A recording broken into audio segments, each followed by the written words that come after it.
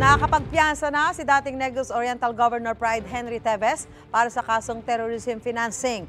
Binayaran ng dating gobernador ang 600,000 pisong bail para sa 3 count ng paglabag sa Terrorism Financing Prevention and Suppression Act of 2012. Pinakawalan siya matapos makapagpiyansa. Ayon sa Department of Justice, kasama rin sa nasabing kaso ang kapatid niya si dating Congressman Arnolfo Arnie Teves Jr. na humaharap sa deportation proceeding sa Timor-Leste. May sapat na ebidensya raw para masabing ginagamit na magkapatid ang ilan sa kanilang mga assets para ponduhan ang mga aktibidad na may kaugnayan sa terorismo. Wala pa silang bagong pahayag.